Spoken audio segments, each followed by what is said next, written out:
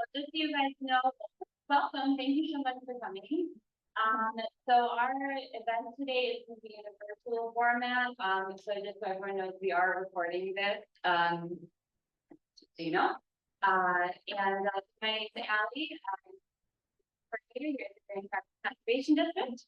And I'd like to welcome Carol.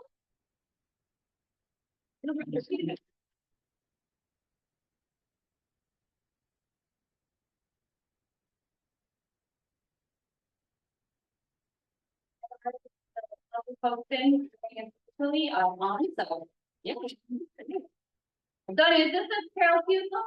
She is our main partner here, presenting the poll series. And I think she's gonna say welcome to everybody. A little bit more information.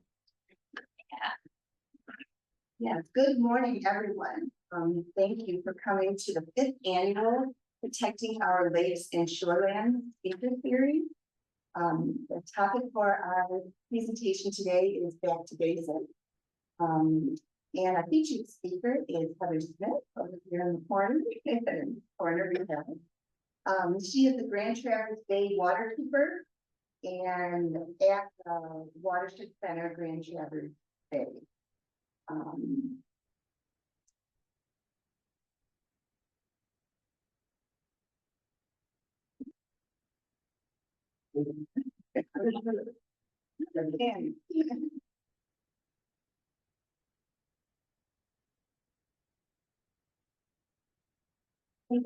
As Allie pointed out, we have a number of people, maybe 30, 40 people with us today in person and a number of people online. And hopefully in the future, people will be viewing the recording of this. And I'd like to share with you how we're going to proceed or spend our next hour together. In addition to welcome here, I'd like to introduce the team and tell you a little bit about how the whole series started. Then Allie will be back up to tell you a bit about all the wonderful work that the Grand Traverse Conservation District does. And she will introduce our speaker once again, Heather Smith, who will be sharing some of all the knowledge she has for about 20 to 30 minutes. And after that, there will be a question and answer time period. Following the question and answer time period, I'll be back up to give you some closing remarks. And for those of you that are with us here in person, after that, please, if you can, stay around to mingle and enjoy some refreshments with us. We love to get community.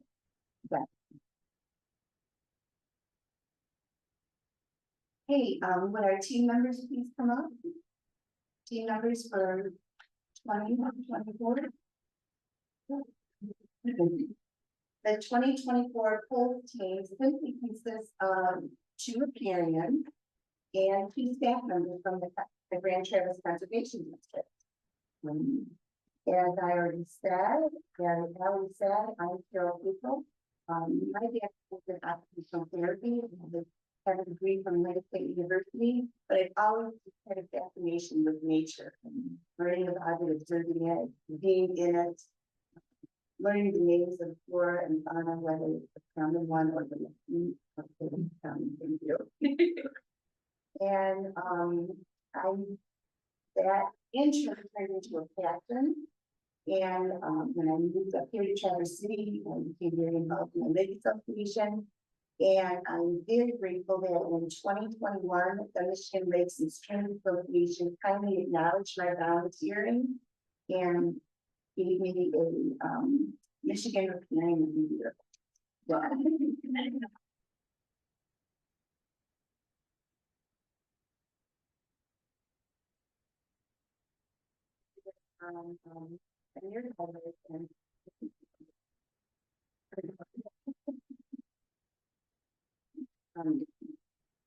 Ralph has a master's of science degree in limnology, the study of lakes, from Michigan State University, and he worked for 35 years in the environmental protection and water resource management with the Michigan Department of Environmental Quality.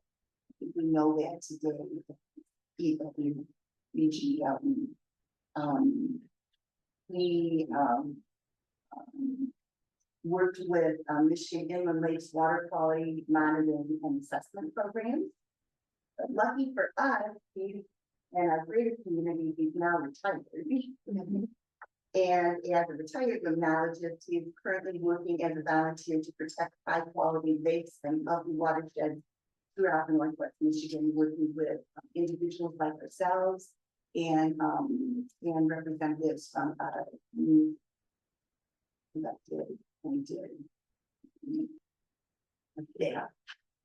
he facilitated the founding of his lake association and is a friend of him.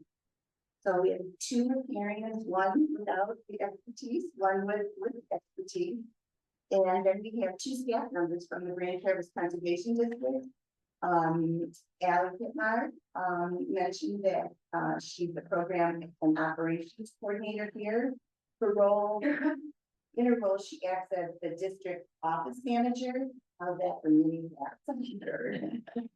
And Plant Sales program coordinator. They have a wonderful, two wonderful plant sales here each spring.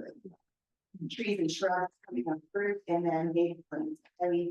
Over this year, but I would recommend checking it out next year and buying a few plants, adding to your yard and the community. She also served at the township Parks and Rec Commission. She grew up in Ann Arbor, but she planned to call Traverse City for a couple years. And then our first year, we have Charlie with us. He worked as part-time steward here at the Conservation District for 10 years, starting back in 2014.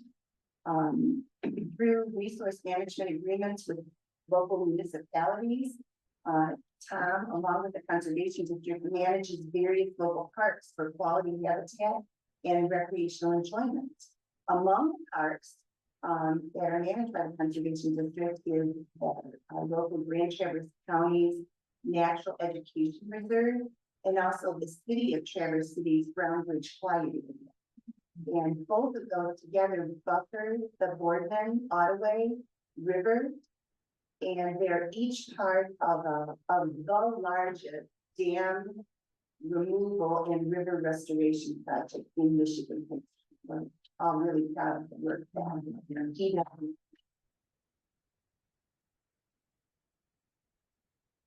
Here comes work across the state in many different capacities. He's a graduate of Northern Michigan University with a bachelor's in physical geology.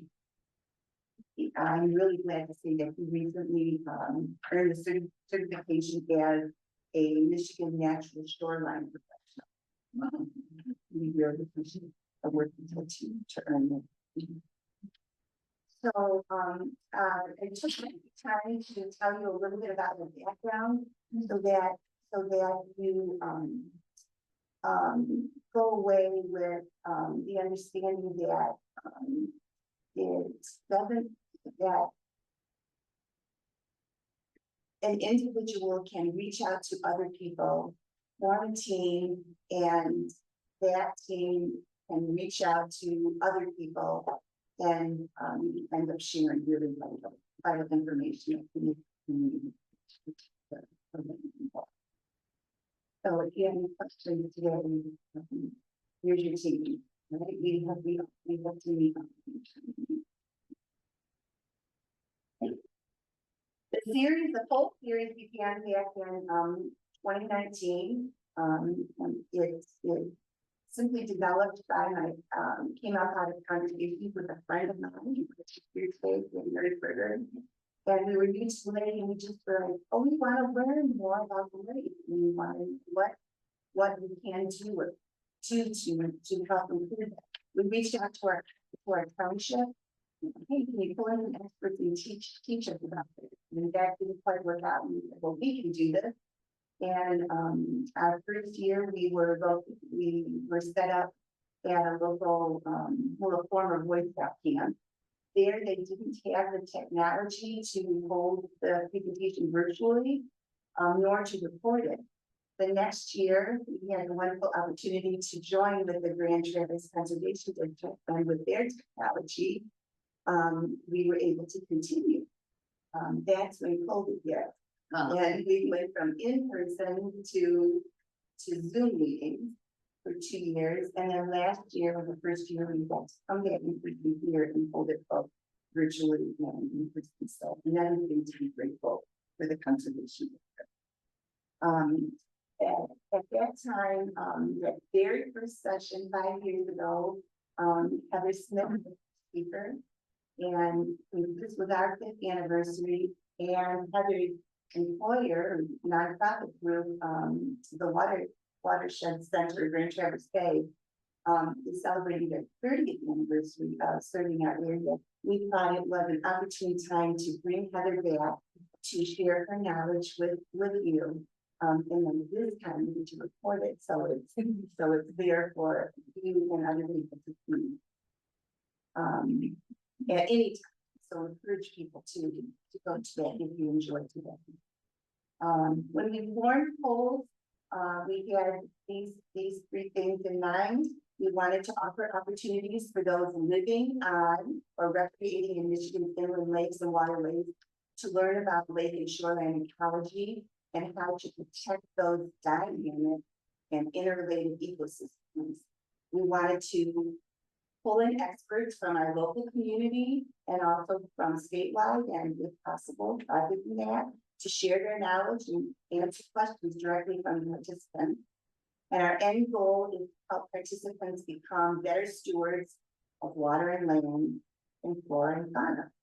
We're glad you're here today, and hope you go away with some new knowledge in some enthusiasm to do. Last thing I have to say is this is just a list of previous polls speakers. We started off with getting 3 speakers each year. Now we're down to 1. But these are the ones that are recorded and available on the Traverse Conservation website in YouTube. Welcome everyone.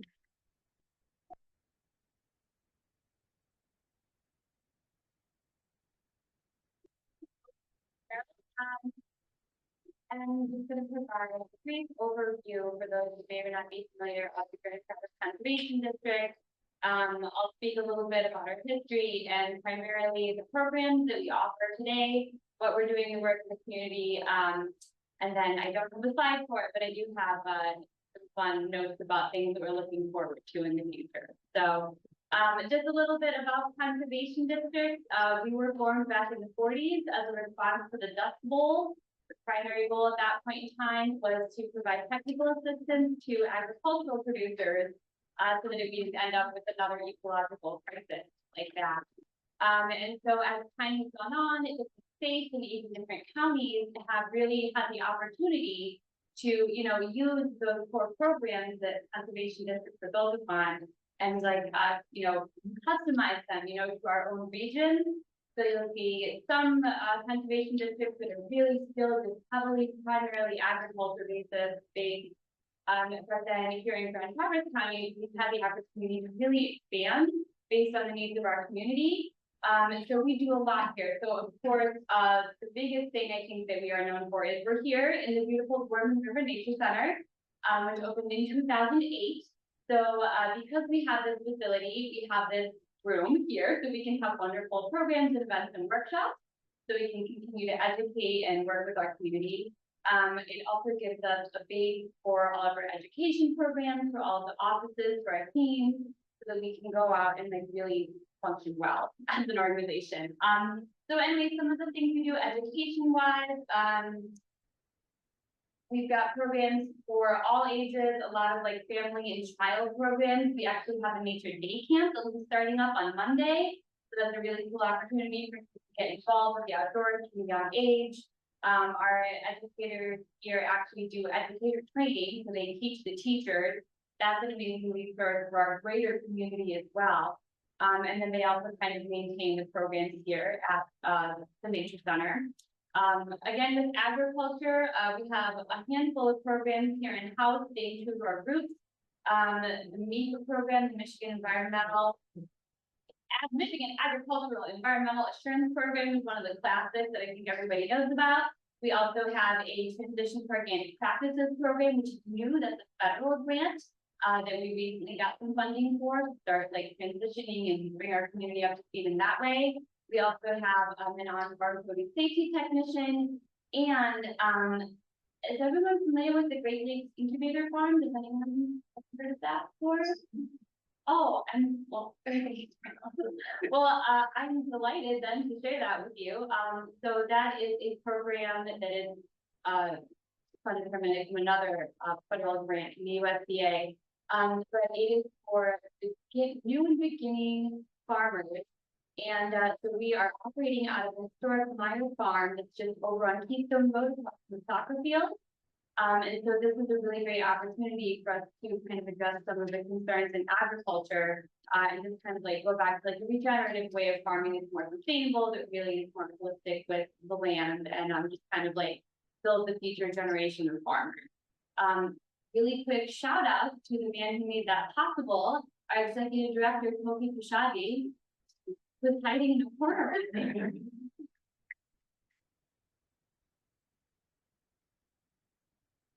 So that's a really cool and exciting program. So if you drive by, you can see the hoop house, you see people out in the field. That's what's going on. They're learning how to farm in a regenerative way, and it's very exciting. A couple of other programs that we have here, we have the Parklands and Conservation Team. So they do a lot of the river stewards, and they were involved in the dam removal project back in 2015, 2018. A lot of their work revolves around making a lot of the trails and parklands in our area safe, sustainable to access, providing good habitat, and then also working with municipalities and other partners who own the properties, engineers, other biologists, folks like Heather, really just make those places ecologically sound. And then of course, all the stuff with the river. We do clean up, lots of erosion control, things like that, all in the same vein. Oh, and the future bit, I'm so sorry I don't have to slide you guys, but I kind of hinted at it there with the incubator farm. We have a lot of plans for the future, and so we have this big campaign kind of going right now where we're hoping to build a bridge down at the site of the old Saban Dam. So if you guys remember the pond that was there, and there was a dam that was connector there to the trail from the other side of the river. Those trails still exist, and they actually are accessible through the incubator farm property. So we would really like to see that connection rebuilt, so that we can like have that recreation access on both sides of the river. It would be really like congruent. It's a connector. I mean, you can start with a connector for the part of it, the board when they loop and out that way, and then once you have that connector, you can even go down south and through the natural education reserve and on the southeast end or west end, we even get the North Country Trail. So that's really exciting. That's something that we're looking forward to, along with growing the incubator farm. So I just wanted to provide that very brief overview of the district and what we do. Thank you very much. And we're all here for the good stuff. With Heather. So Heather, you want to start?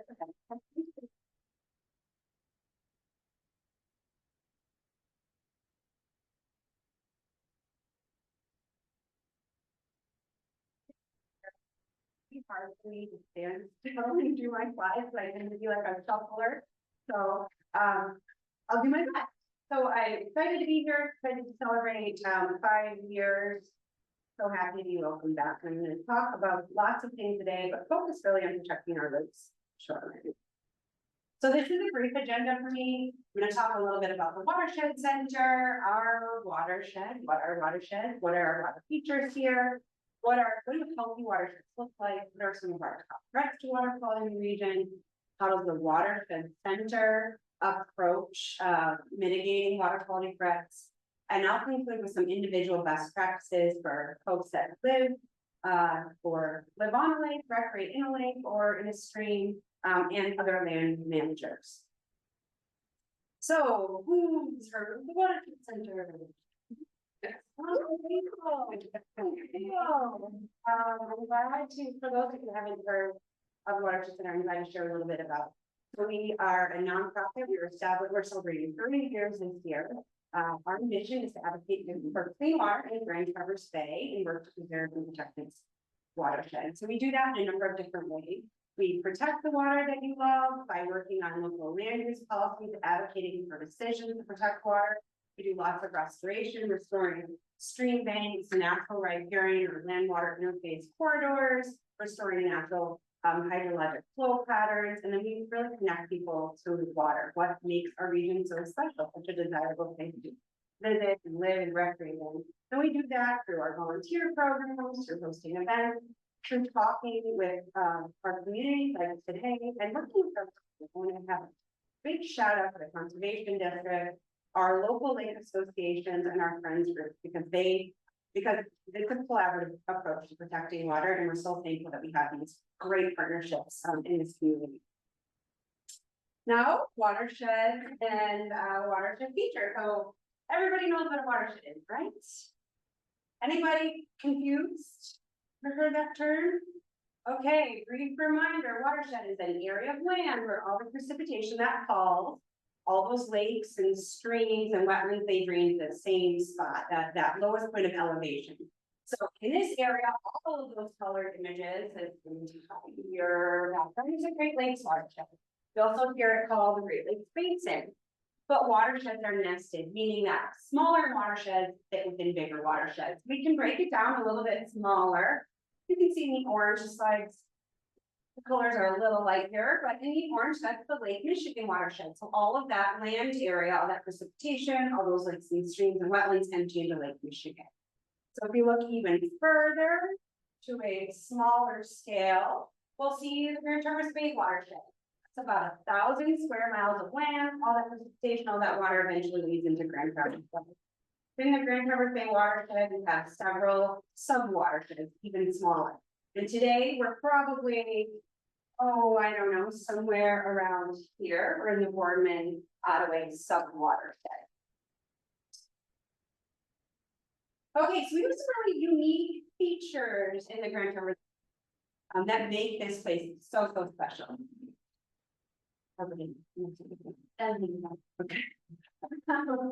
We have unique inland lakes, right? Everybody's heard of Minnesota, the land of 1,000 lakes. What about the land of 11,000 lakes? 50% of the lakes that are 5 acres in size or larger are in the continental US, are in Michigan, Wisconsin, and Minnesota. So we're really a lake-rich area, luckily. And these lakes in Michigan were mostly formed by the glacial activity about 10,000 years ago. And all of our lakes are a little bit different depending on the region or how they were formed, how those glaciers receded, how that water filled up.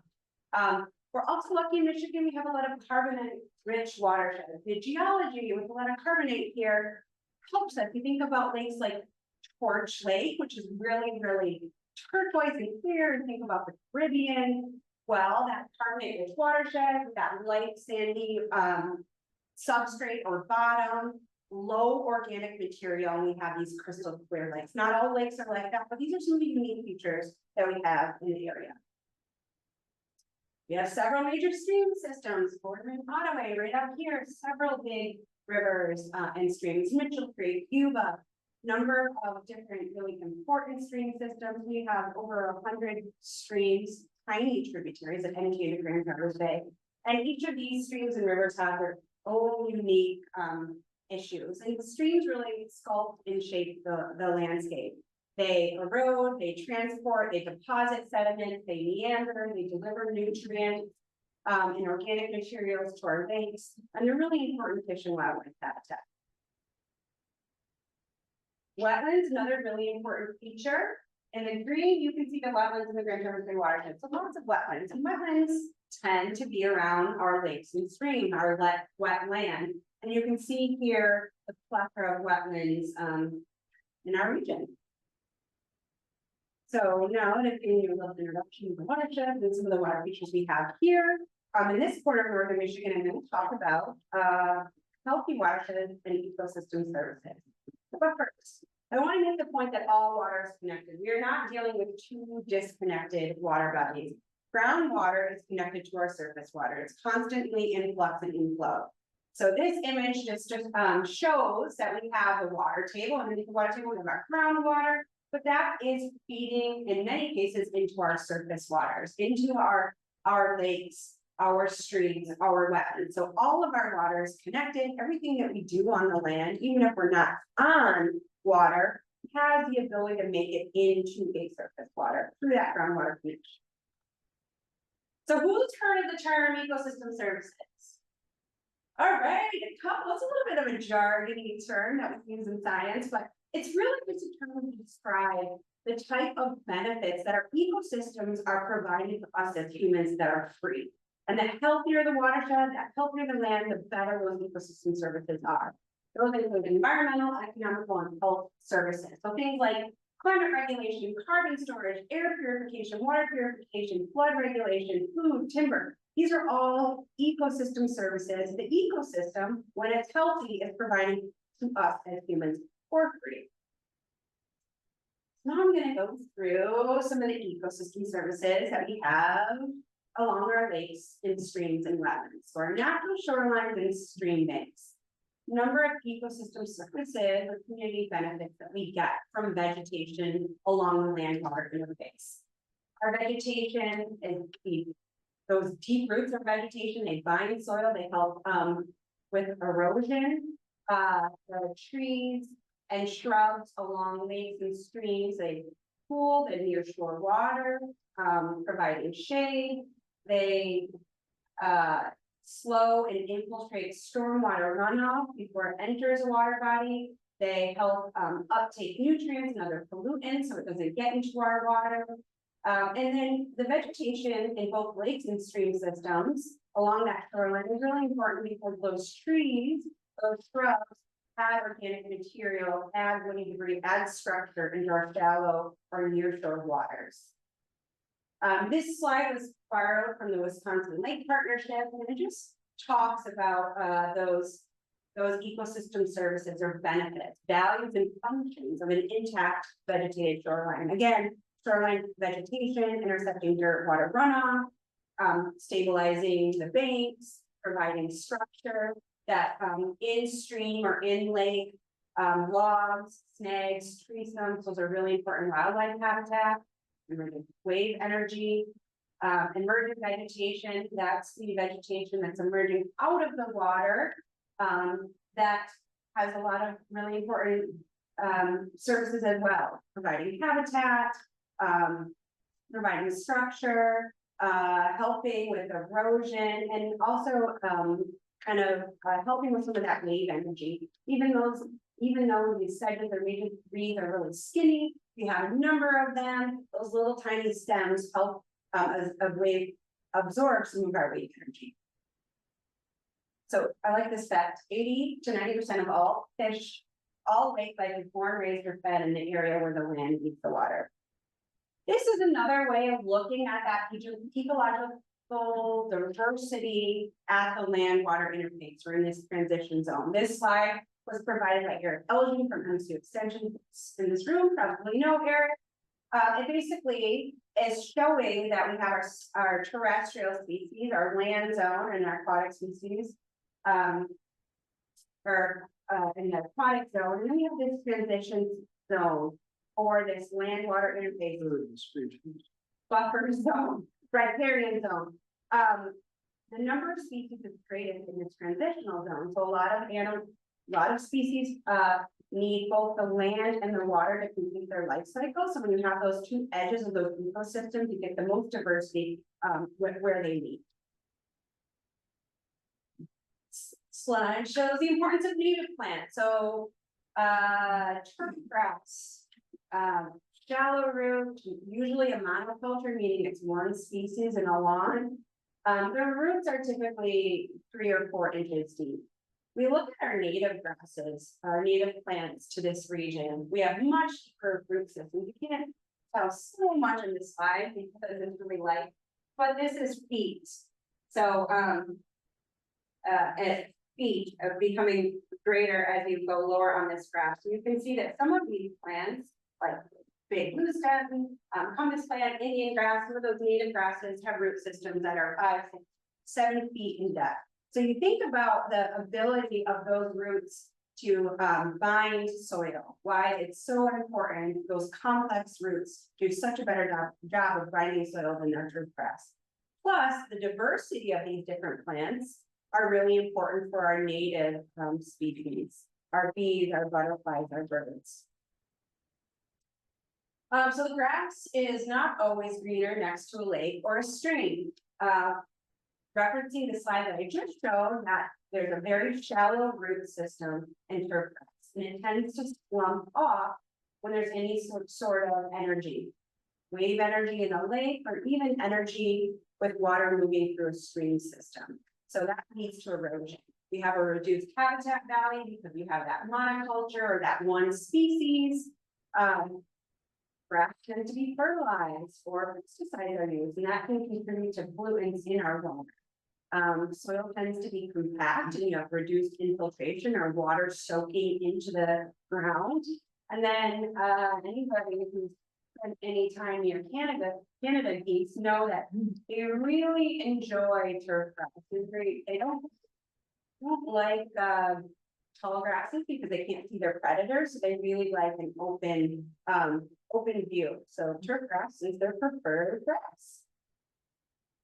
Moving on to wetlands and some of the ecosystem services or community benefits that wetlands provide. They provide habitat and food, migration area for our birds, recreational values, birding, kayaking, flood and erosion control.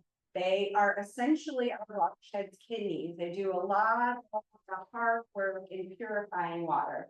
They're a spot for groundwater recharge. They sequester carbon. So wetlands are really, really functional parts of our watershed, and they're also some of the most diverse ecosystems that we have.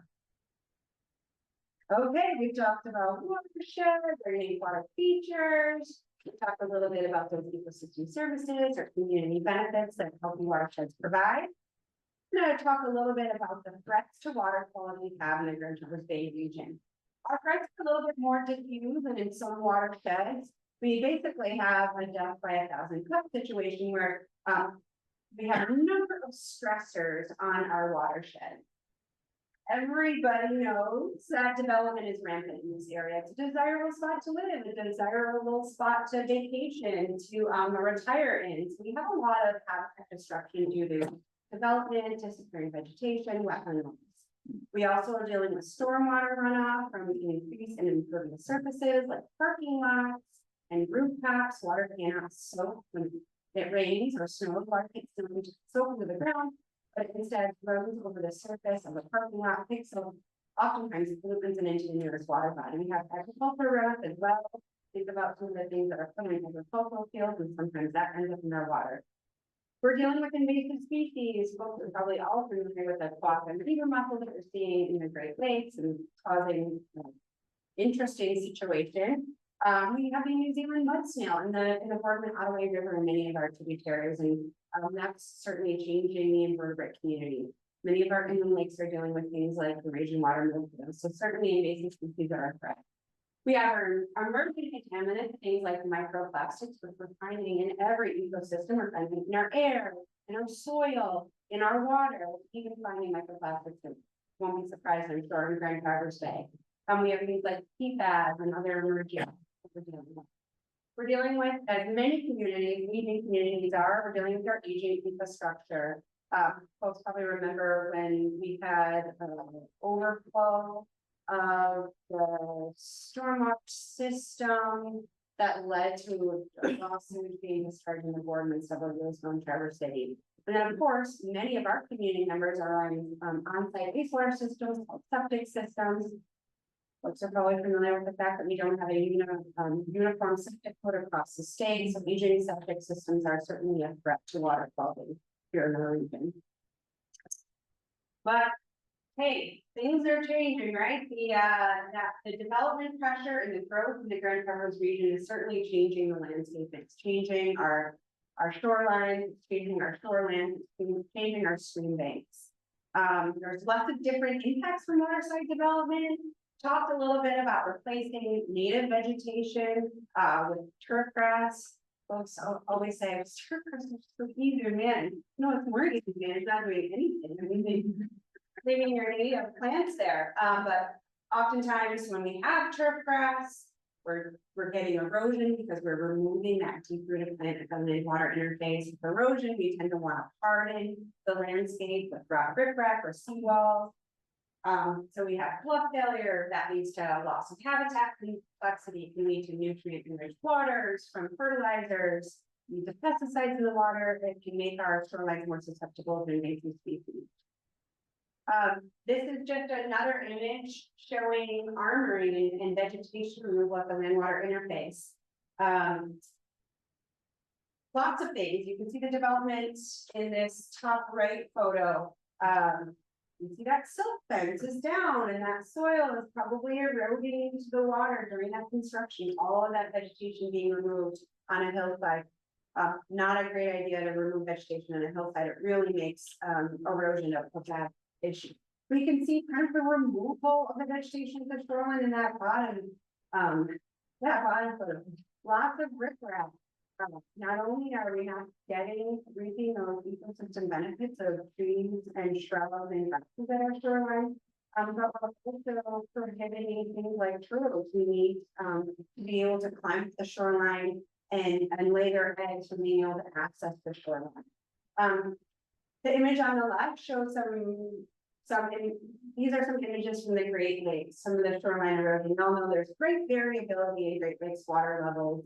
And with that, we have a lot of erosive forces, strong winds, high energy, but even the best steel sheet pile wall fails over time. So just a reminder that shoreline armoring can lead to a number of different issues. When we're working with our coastal communities, we're really focusing on coastal resiliency. So being able to withstand, recover from, adapt to kind of this changing climate future, this changing Great Lakes water level. And we're having to deal with that in our lakes, in our streams as well. Folks probably remember the parking lot at Western Beach in Traverse City. It's been eroding into the bay for years. What's a good idea? I don't know if you can remove the parking lot from the water's edge and make it a park, but they're going to rebuild it. Luckily, they're building some plans through their investment project, so we're hoping that we got a little bit of it in there. But just reevaluating how we're actually using our shoreline, where we're building our infrastructure, and trying to realize that coastal resiliency best practices really being able to accommodate for bigger storms in our stormwater management systems, being able to recover from flooding, and really building back from the shoreline to let our ecosystems breathe a little bit. So this slide, two important things. The image on the left is from the 2012 Michigan National Lake Assessment, that a number of lakes across Michigan were surveyed all over the state, a number of different parameters. But the takeaway message from this is, although a lot of our lakes have good water quality in this region of northern Michigan, across the state, lake habitat complexity is in that about 50% is in that mostly disturbed state. So developing, putting in lawn, putting in shoreline hardening, artificial beaches, changing the near shore area to make it more desirable swim area, that's really impacting that lake habitat complexity. Big study came out of Torch Lake several years ago. Water quality good in Torch Lake, habitat complexity very poor. Another image here on your right depicts the wetland loss in the Mitchell Creek watershed. So one watershed to our east, Mitchell Creek. All that orange shows where we have lost our historic wetlands in Mitchell Creek. And the yellow is where we still are retaining our wetlands. So wetland loss across Traverse Bay Watershed is about 50%. That slowed a little bit with the Clean Water Act in the 1970s, where there were actually some standards for having to get a permit to fill a wetland, for instance. But we're still losing wetlands every day in our region. All right, I'm going to talk a little bit about how the Watershed Center mitigates some of these water quality threats. So first, a little bit about that. We have several restoration projects, and we work with many of our community partners on these. Folks might be familiar with some of the work that was done on Munson's campus to help improve stormwater. So to prevent untreated stormwater from going into Kids Creek, which is a tributary of the Boardman Ottawa River. We've got green roofs and rain gardens on Munson's campus. These other images show underground infiltration trenches. That's a stormwater management technique where we want to trap the stormwater from a big parking lot or rooftop, put it in these huge perforated pipes underground and let it slowly soak into the groundwater table, and using the soil microbes that naturally occur in our soil to help clean and filter that water before it reaches the groundwater table. And then the image all the way to the left is of some of the trees that we planted along Kids Creek. So folks probably have been in the Meyer 31, US 31 in Garfield Township, between Meyer and Silver Lake Road, that big open field. We planted hundreds of trees to restore that riparian buffer in Kids Creek. And this is thanks to a lot of community partners and our state and federal agencies that have given us grant money to bring restoration into our community. We do a number of water quality monitoring. We coordinate a number of water quality monitoring programs. So we're really trying to understand the state of our watersheds so we can respond with the right approach. So we have a volunteer stream monitoring program where we have volunteers, and some of those pictures are from our adoptive stream volunteer stream monitoring program. We have volunteers in about 25 stream sites in the Grand Traverse Bay Watershed. About 100 volunteers participate in the program annually. And oftentimes they're collecting water quality data and otherwise unmonitored streams. So really helping us understand the conditions of our streams. And we've detected a number of invasive species issues from this program as well. We have our water quality beach monitoring project where we're looking for E. coli at our beaches during the swimmable season so that we can help inform people and keep our beachgoers safe. We've done some PFAS sampling. You can see me up there with those awesome sunglasses. Doing some PFAS sampling in our surface waters to better understand how widespread that issue may be. And then we do a lot of education, advocacy, and policy. This is where a lot of my work falls. And I know many of you know me through this work. We monitor projects that are proposed in environmentally sensitive lands. We work with our local units of government, our townships, municipalities, regarding zoning ordinance language that can help protect water. We weigh in on local planning and zoning decisions. We've convened a number of local committees to tackle water-related issues like ad hoc stormwater committees, street committees. We advocate for state and federal rules, working with a lot of our regional partners, like Healing Our Waters Coalition, the Great Lakes Waterkeeper group, that protect water quality. We're looking to create an informed and engaged network of community members who are actually advocates for clean water, who want to stand up at a public meeting and suggest or advocate for decisions that protect land and water. And then we do targeted educational messaging for our priority audiences. We work with community groups, lake associations, planning commissions, township boards. Our focus in education is really to the decision maker. We really want to focus on giving the decision maker the information they need to make their more informed decisions. All right, so now I'm going to move on to riparian owners and lake users best practices. And this is borrowed from the Michigan Shoreline Stewards website, or basically they call the shoreland. There's like these 4 different zones in the shoreline. We have our upland area where you're often going to have your home, the buffer area that's in between the upland and the shoreline, the actual shoreline itself, and then the lake. And this is again, this is geared more towards lakes than stream users. But some of these best practices can be used in both water bodies and waterways. So in the upland area, limiting impervious surfaces, pavements, directing stormwater away from water bodies, reevaluating the need to fertilize or use pesticides, and if you need to ensure that it's away from a lake, retaining food and vegetation, maintaining your on-site wastewater system, and this last one, rethinking your purchasing and washing synthetic clothing. Folks are probably familiar with the microplastic problem.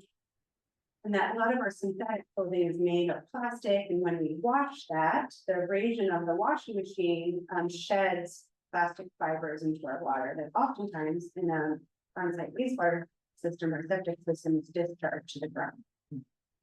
Buffer, again, and more the surfaces in a buffer area, limiting or not using fertilizers, and if you do use fertilizers or other chemicals like pesticides or herbicides, ensuring that you're doing that at least 3 to 5 feet from the water's edge, retaining trees, and another one picking up extra pets. On the shoreline, we're really advocating for natural shorelines, and if there is an erosion problem, using those bioengineering best practices. We talked a little bit about Tom becoming a Michigan certified natural shoreline partnership contractor or something similar. Always, there's so many acronyms these days, I always have to have one out, but really, working with someone like Tom, who is certified in these best practices that focus on using plants and clear logs and some of those more natural materials at the land water interface if erosion is an issue. Minimize, or you know what, I should say forego artificial planting, retaining trees and vegetation, picking them back for pets, and avoiding feeding waterfalls, which can cause a whole other host of issues, and it's not good for the ducks. And lakes, if you are a lake owner, and you're putting in your dock, use those open pile dock systems so that you're not impeding kind of the flow of water. Leaving substrate in place, meaning if you're on a small in the lake and that in the substrate or that bottom material in your shoreline is mucky. It's mucky, that's the way it wants to be. Bringing in sand tends to not work very well and it washes off anyways, and it's not good for the lake itself because it smothers out the natural substrate. Retaining nearshore plants again, things like lily pads and some of our sedges, some of the cattails, those plants that are growing in the water are there for a purpose. They provide really good habitat, and they should be left. AIS prevention, meaning aquatic invasive species prevention, making sure that we are utilizing best practices, we're decontaminating, probably heard that term, boats, kayaks, fishing gear before hopping from one water body to the next to prevent or limit the spread of invasive species. Respecting no wake zones. I'll throw this one out that it's not on there, considering not using a wake boat in our small, especially our narrow lakes, because that can create a lot of damage on our shorelines, and maintaining boats and equipment. The Watershed Center recently partnered with some folks in the Elk River, Lake sub-watersheds to Elk Chain of Lake sub-watershed, which is called the Purple. You've heard of that? And there's another one for you. That's what it is. And we have a waterfront best practices guide. It's all online. And if you visit our website, you can see this new guide. There are a number of different resources by topic, everything from septic systems to buffers to stormwater to voting practices to how to get a zoning permit or what type of things you need to do. So that's a really handy resource for anybody who wants to learn more. One step further, I always wrap up my presentations with something like this so everybody knows what they can do to protect water quality. But basically stay informed. Receive our newsletter to learn about things that are happening, monitoring restoration, planning, advocacy, follow the conservation districts. The folks here are doing lots of good things for water and land. Donate your time. For one of our many volunteer programs, donate your time to your local lake association or the conservation district. You can evaluate your own shoreline if you visit myshorelandstewards.org if you do live on a lake, and you can kind of evaluate what your situation looks like, and you have some suggestions to improve your shoreline. And then become a leader. MSC Extension has a number of really cool resources for community members, stream and lake leaders. You can join a board commission.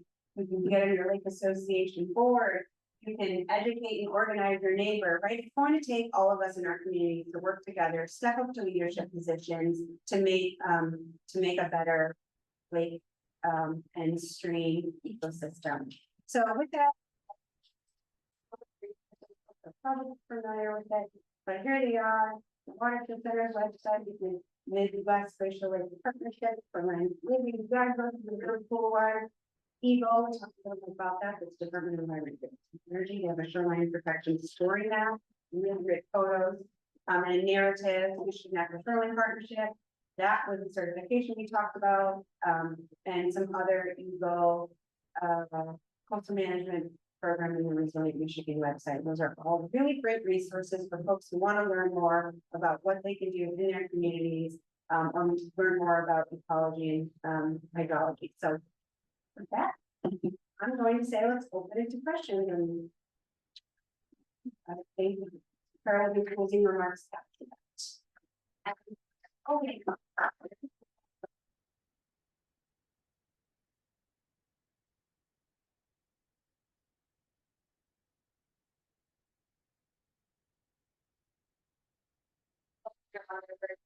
If you have any questions, I can pop them in the chat and I'm related to that. And I'd like to get before. Following this, everyone who registered will get a follow-up email with the link to recording and information about future links.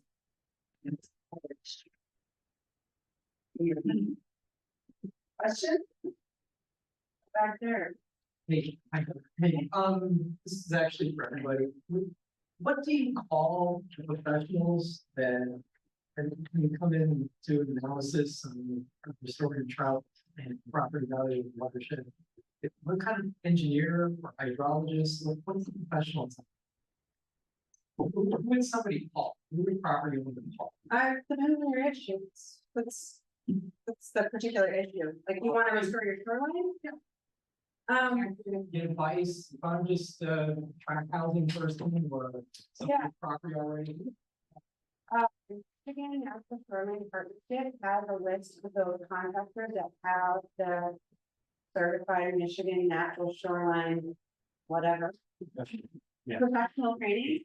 And it was by, I think, county, so you can find a number of contractors who use ecological best practice at the shoreline. If you're thinking something like restoring vegetation or tackling an erosion issue. If you have something else, like another concern, Not really, just wondering what professional. yeah, I mean, Somebody. so yeah, I would recommend somebody with that certification. Those are usually contractors, landscape architecture that really have a good process and kind of, natural vegetation. I think the conservation district probably has folks that can answer a lot of specific questions too about plants and. Yeah, plants and even the shoreline restoration process is, open to considerations and what we don't know. We don't provide resources actually too, so certainly provide a lot of resources and lastly, shoreline visit. An idea of the sending to a contractor. To implement it. Great to get started with email and pictures. And then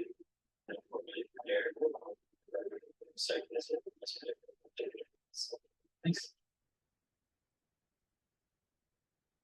And you mentioned briefly, weight belts. I believe that Silver Lake recently had a recommendation, which is about being such a long kind of narrow lake as far as which zones you can actually safely operate a lake low without disrupting the shore. And Spider Lake is thinking of suggestions as well, because we've had a lot of hardening in the shoreline with the big boulders and some fall around in the last few years. So basically for that reason, shoreline should be ready for those.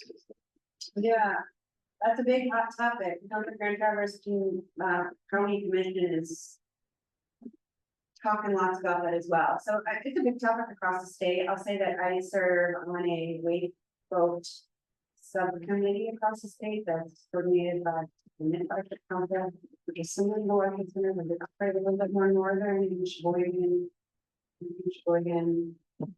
and then, and so, you know, we're kind of working together to understand what are the best recommendations. We know that there's something at the state level that's being considered, but, yeah, it's a hot topic for sure. And it's a controversial. There's all hot topics up. Following up on that, I'm Tim Brock, Silver Lake. Any activity at either the state level or the county level has been tabled until after the election. It's too hot.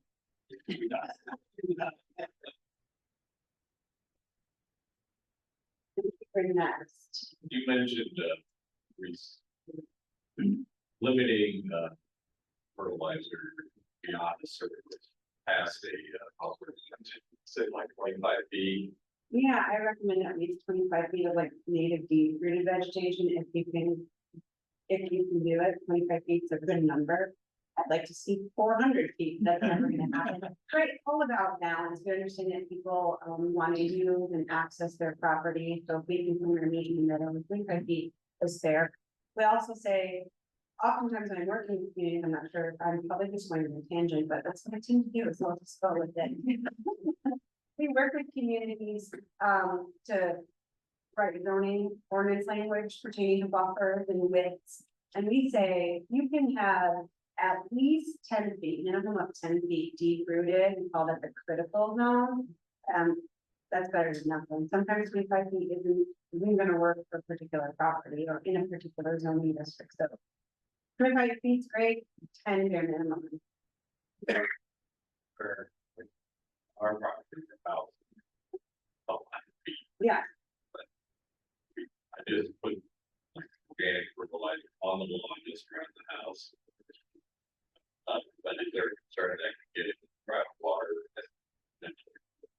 Yeah, I mean, I guess it would depend on what fertilizer you're using, anything that you apply could potentially make its way into the groundwater table.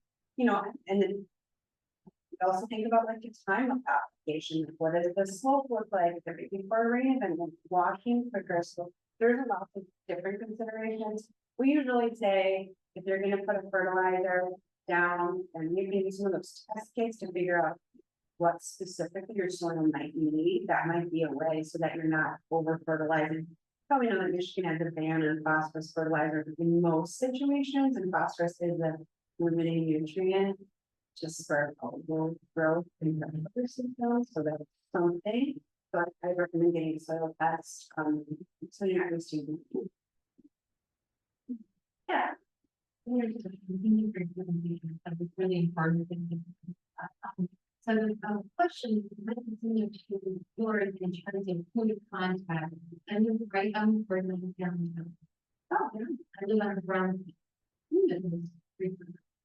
And so I have some concern about the ground area, but also there's a drain that jumps consistently, even when it's not raining, even when that other cities circumstances. And they always say, oh, it's not going to jump out, it's all fine, but You can call me. Yeah, I check in the community concerns all the time, whether it be something like that, or somebody has a question about something on their property, or how it does a local rule apply in my situation. I respond to community concerns all the time. My guess, I don't know exactly where you live, but there are a lot of non-contact cooling water, and you can say air conditioning systems, water that's discharged to Waterman, Ottawa River. So that would make sense to be running all the time. The stormwater system probably I wouldn't. think that isn't, I'm at Midtown condos directly across from all the city services buildings. And I believe that would be there. Well, I'd say I give you my card, but I didn't bring it. But you can, okay, I can write down my email, it's super easy, hsmith@gtbay.org. And I'm happy to follow up on your specific information. Thanks very much. That's something we can put into the bottom, too. Okay. Oh, that'd be great. Yeah. You're not in business cards, and I just, leave my desk. Like the internet exists, you know. So, so, it's worth noting that the city is actually looking for process currently. Just during the community involvement and where the lower part of the ordinance.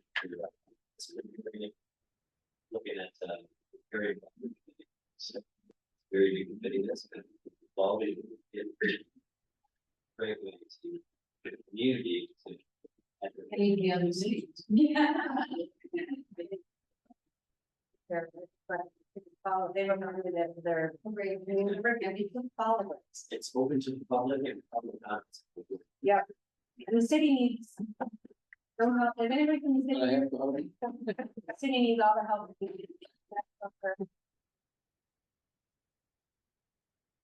it can get. Like that.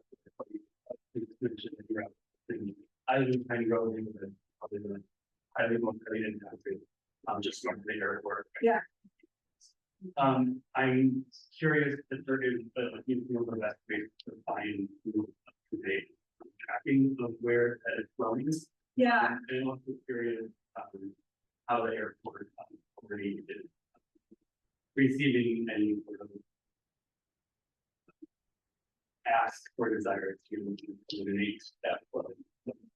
Yeah, good question. I will direct it to Eagle. I mean, Margaret's community, they have something called N part, it's interesting because. I'm putting more happening. N part though has all the latest information on where monitoring is occurred and what activities have been occurring by the state. I'll say that photo there was taken from Mitchell Creek. It is above and below the airport to see if there was detectable PFAS in the surface water of Mitchell Creek. And we didn't find it. But that's good. And I have N equals 2, every scientist knows that, so that's 2 samples, so not statistically very powerful, but it's time. and it's another curious, everybody in the level that you have, have they been switched to city water? I believe they have. I don't know the status.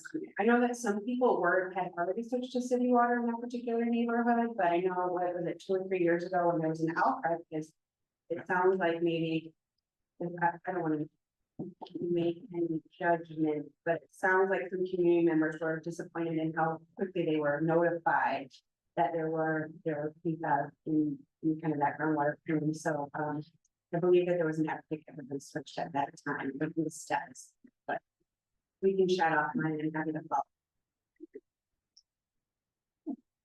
I'm on Island Lake, and I'm wondering if there is a handbook or something very concise that when new property owners come in, we give a notice to people about different rules and that. But I'm really interested in addressing shoreline. Yeah, because I'm seeing it. Just, Yeah. Island Lake, are you on my water project? yeah. There are a number of really great resources, and I have a number of brochures that you really take from our. Discovery Center. Perfect. There's some good lines, the Midwest Racial Lake Partnership. Keep in mind, the main guidebook is a really nice aesthetic, but there's a number of others. If you come in, you can go through them. Okay. You want to take one more question? I see one. Was there any? Yeah.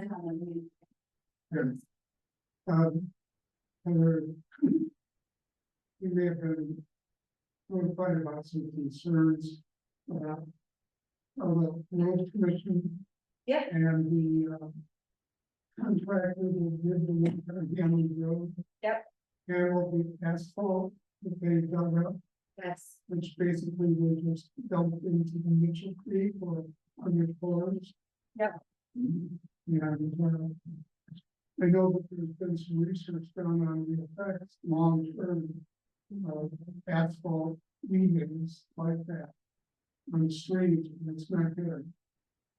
So, is there anything being done about that? Yeah, thanks for the question. That was a concern that I worked on for many, many months and worked with both the tribe, conservation resource alliance, Department of Environment and Energy, was involved.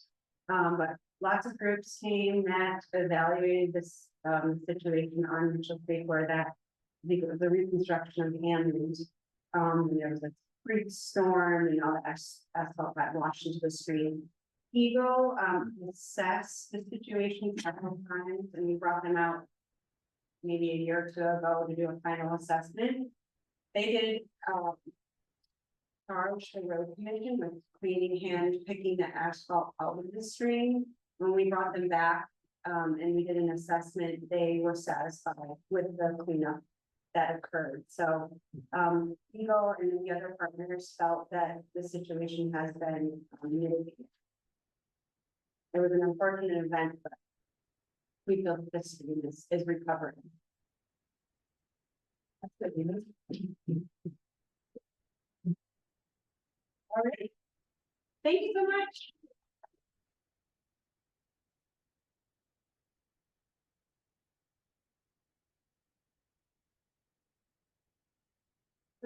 Something new? Great. There's a lot of head nodding for those of you virtual, if you're doing the same at home. Thank you, Heather, so much for the training. Thank you to, the 2020 polls team for putting this together and the people in the PSC. Polls organization. And, special, reach out to the Range Mountains Conservation District. And with technology to let us do it. Virtually and information for, do the recordings for. Speaking of recording, I mentioned earlier, that past recordings are available on the Conservation District's website and YouTube pages. And the one today, will be up probably within a week, maybe a couple of days.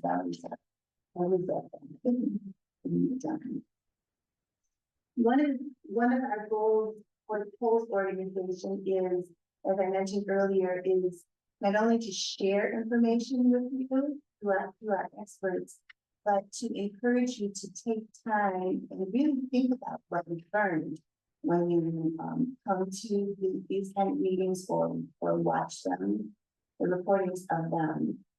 Think about your own home, if you're on a lake stream, or your community. Everybody up here is near water in some way, shape, or form. Think about what you've learned about the importance of the land, whether it's right next to the water or in the upper or in the buffer or the uplands, and how those two areas, the water and the land, interact with each other. Think about the flora that's there, all the plants. The trees are super important, but when you get down to the ground, those little plants are just as important. Think about the plants that are growing in the water, as Heather mentioned. They have an important role as well. Sometimes they can be kind of bothersome. But just think about the role that they play in cooling the water for the fish and the communities that live there. Think about their beauty too. Personal note here, a friend is with me here today from downstate, and she wanted to photograph water lilies. And when she went out after the kayak, they were closed. And just by that little observation, we realized they're open early in the morning as the sun comes up, and by afternoon it's closed. So look at the beauty when you're out there. Think about the little critters and the dragonflies in Michigan. You have at least 171 species of dragonflies and damselflies. A friend took this picture on a local lake, on the shoreline of a local lake. It isn't Green Darner, that name that it was officially given, but think about just for this one little creature, and it's true for many, many more, turtles, frogs, birds, the water and the land are needed. The plants underwater for laying the eggs, the plants that merge out of the water for the nymphs to crawl up and turn into adults, and then the adults use the aquatic plants that are floating on the surface to rest. Think about little details like that. And then our land